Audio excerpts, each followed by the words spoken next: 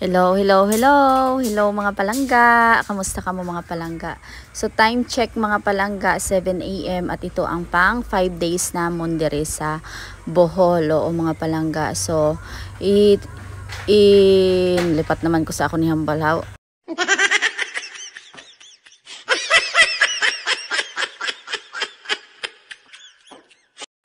Itor gali mga palangga. So amo ni mga palangga ang amon diri nga surrounding. So nakita nyo na mga palangga ina na hindi na namon duta mga palangga sa kapitbahay na.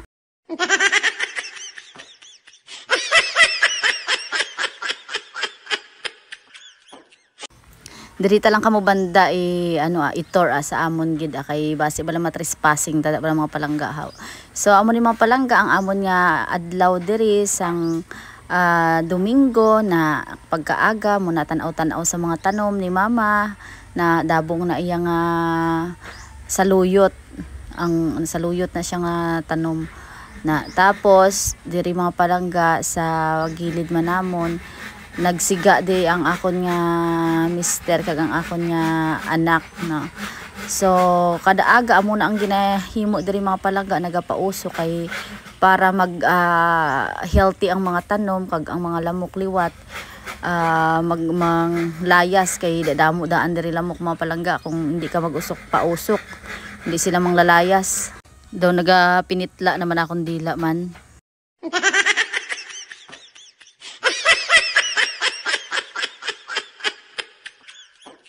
So human sina mga palangga dumating na ang amon nga mga igsuon kay simulan nila ulit mga palangga ang trabaho dahil kailangan tapusin mga palangga yung sa terrace kasi wala pang pinto yun mga palangga. So kailangan nilang butasan at gawa ng pinto yung window. Wow, social, may pa window.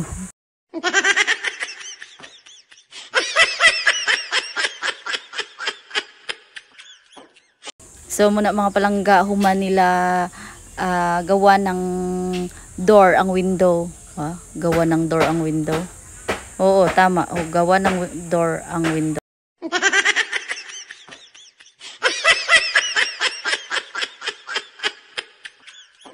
Basta mo na mga palangga tapos pagkatapos nila dun sa taas, dito naman sila sa baba. So gumawa sila ng upuan mga palangga. Hindi pa yan tapos actually. Yan pa lang ang dalawa magkapilaan ang nagawa nila kasi mamaya-maya mga palangga meron kaming darating na mga bisita ang among mga igsuon mga palangga. So bago kami umalis mga palangga, nag-prepare na ako. Inuna ko itong buko salad kasi syempre kailangan ito palamigin mga palangga. Kaya inuna ko nang gawin to at pinalagay ko na sa ref ni nanay. Pagkatapos yan mga palangga, nag-marinate na rin pala ako dyan ng mga iihawin namin. Mga isda, manok at saka baboy. Syempre hindi mawawala yung baboy mga palangga kasi yan talaga ang inuwi namin dito para kainin ang baboy.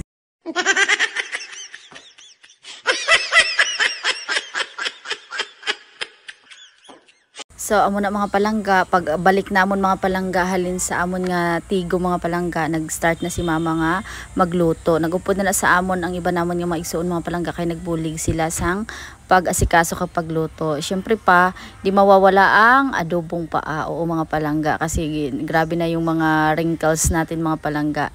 Kailangan natin kumain ng collagen. O mga palangga sa wala na kay balo, ang paa, collagen na siya mga palangga, mayaman na siya sa collagen. So, bukod sa pampaganda yan mga palangga, syempre ang purpose talaga niyan, sumsuman sa tuba. Oo mga palangga, sumsuman na naton sa tuba ang paasang manok, nga giadobo, kagibutangan sili. Syempre tuba-tuba lang tayo mga palangga kay wala tayo inugbakal sa mga malahalon nga ilimnon mga palangga. Pero wag ka mga palangga, ang amon nga tuba social na iya mga palangga ya. Tanawa na bala mga palangga ang amon nga tuba, pinasosyal yan mga palangga. Ganyan mga palangga magpasosyal ang paano maging sosyal ang mahirap mga palangga amo ni siya mga palangga o na. So amo nang tuba mga palangga isa na kagalon pero nabawasan na namon. Syempre transfer ta na mga palangga sa sosyal nga bulutangan para maging sosyal ka mga palangga bisan mahirap ka.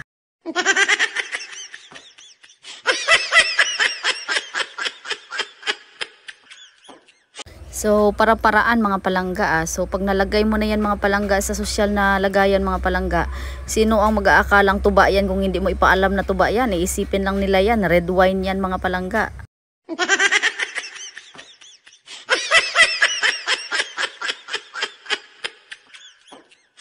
So, amo na mga palangga, nakakuha naman kamo idea sa akon mga palangga. Bulutangan lang mga palangga ang paraan mga palangga para magmukhang sosyal mga palangga ang aton nga tuba.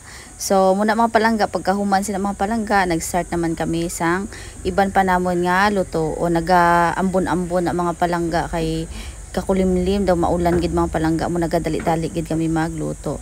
Tapos dugay-dugay mga palangga nag-alabot naman ang amon nga mga kapatiran mga palangga o isa-isa na sila abot mga palangga samtang nagaluto kami mga palangga at nagbulig na rin sila mga palangga sang pagluto sa pag-prepare. So nakakatuwa mga palangga kasi parang may ikakasal dito mga palangga sa lugar na sa bahay namin pero wala naman mga palangga. Gathering lang talaga namin yan dahil gusto lang namin na magkakasama kaming lahat bilang mga magkakapatid. Tapos yan mga palangga at bayanihan, tulong-tulong talaga sa gawain. Hindi sila yung basta punta lang, kundi talagang tumutulong sila. Kaya nakakatuwa talaga mga palangga. Nakakapagpasaya ng puso yung pagtutulungan ng bawat isa mga palangga. Sana all mga palangga, di ba?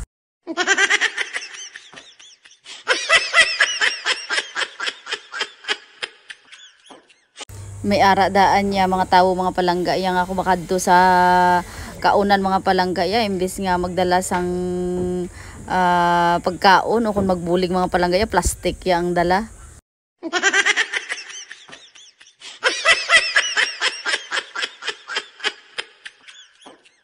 Kabalo na ka muna mga palangga kung ano na yan himuon sa plastic.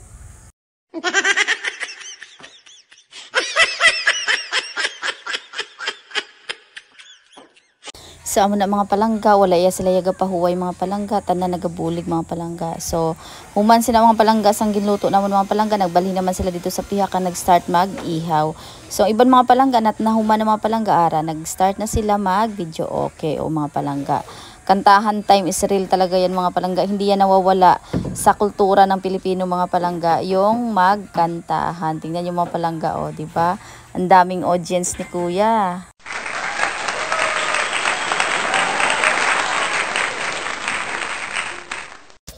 So after nyan mga palangga, nagkainan na rin kami. Pero bago magkainan, picture-picture muna, kulturang Pilipino, ayan mga palangga. So ang iba nyan mga palangga ay nasa labas, hindi na rin sila pumasok dahil nagluluto pa sila.